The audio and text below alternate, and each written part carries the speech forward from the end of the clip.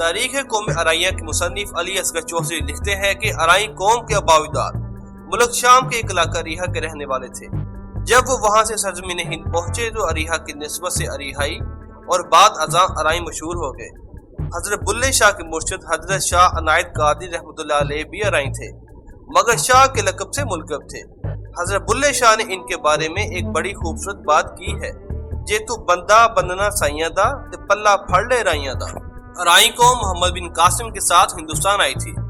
روایات کے مطابق جب راجہ داہر نے مسلمانوں کے جہازوں کو لوٹ لیا اور تمام مسافر خواتین، مرد اور بچوں کو گرفتار کر لیا تو حجاج بن یوسف نے اسے قیدیوں کی رہائی اور نقصان کی تلافی کے لیے خط لکھا، مگر راجہ داہر اس خط کا تسلی بخش جواب نہ دے سکا۔ اس پر حجاج نے اپنے 9 بھتیجے اور داماد محمد بن قاسم بن عقیل کو خلیفہ ولید کی منظوری کے ساتھ 12,000 مجاہدین کے ساتھ جو شامی لشکر پر مشتمل تھے راجہ داہر کے مقابلے کے لیے روانہ کر دیا۔ محمد بن قاسم 712 کو شیراز سے روانہ ہوا۔ اس کا لشکر جب ملک شام پہنچا تو وہاں 6,000 اریحائی نوجوانوں کا لشکر بھی اس کی فوج میں شامل ہو گیا۔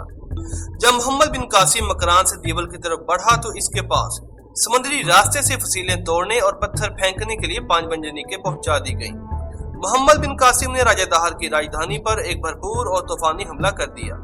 3 دن کی زبردست لڑائی کے بعد جون 712 کو دیول فتح ہو گیا اور راجہ داہر میدان جنگ میں مارا گیا۔ قوم ارائی کا تعلق اس عرب نسل سے ہے جس نے عماد الدین محمد بن قاسم کے زیر کمان سندھ کو فتح کیا تھا۔ جب محمد بن قاسم کو شہید کر دیا گیا تو خلیفہ نے محمد بن قاسم کے لشکر کو یہ شاہی فرمان بھیجا، جہاں چاہے محنت مزدوری کرو اور زمین کاشت کر کے گزارا کرو، شام میں تمہارے لیے کوئی جگہ نہیں ہے۔ اس پر ان لوگوں نے مختلف پیشے زراعت، غلہ بانی وغیرہ اختیار کر لی۔ غلہ بانی کی وجہ سے انہیں رائی کہا جانے لگا۔ یہ لفظ بعد ازاں ارائین ہو گیا، چونکہ پنجابی میں آئین کی ادائیگی کا التزام نہیں کیا جاتا، اس لیے یہ لفظ ارائین بن گیا۔ محمد قاسم فرشتہ نے اپنی تاریخ میں یہ لفظ رائین، بعد کے مورخوں نے رائن لکھا ہے۔ عہد انگریزی میں مرتب کیے گئے گزٹیئر میں رائن یا ارائن لکھا گیا ہے۔ بابر کے حملے کے دوران اس قوم نے ابراہیم کی حمایت کی۔ بعد ازاں یہ قوم پاکستان کے مختلف اضلاع میں پھیلتی رہی۔ تاریخ پنجاب کے مطابق پنجاب کا کوئی ضلع اس قوم سے خالی نہیں ہے۔ انبالہ، لدھیانہ، جلندر، ہوشیارپور، امرتسر، گرداسپور، سیالکوٹ، کوٹلی، ارائیاں، لاہور، گجرانوالہ، فیروز پور، گجرات، شاہپور، جہلم، ملتان، جھنگ، ساہیوال، مظفر گڑھ وغیرہ ان کے بڑے مراکز ہیں۔ پنجاب میں ارائی بہت سے دیہات میں آباد ہیں۔ ارائی بہت مہمان نواز ہوتے ہیں، مسافروں کی توازہ کرتے ہیں۔ اس قوم کا طرز زندگی سادہ ہوتا ہے۔ یہ بجا اسراف اور رسوم کے قائل نہیں ہوتے۔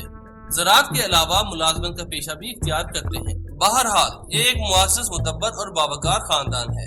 روزنامہ نوائے وقت 5 دسمبر 1989 کے ایک مضمون تاریخ اور ارائی حکمران جسے حفیظ الرحمان ٹیکسلا نے تحریر کیا، اس کے مطابق سابق وزیر اعظم پاکستان چوہدری محمد علی بھی ارائی تھے۔ سابق وزیر اعظم پاکستان ذوالفقار علی بھٹو اور صدر پاکستان جنرل ضیاء الحق شہید کا تعلق بھی اسی خاندان سے تھا۔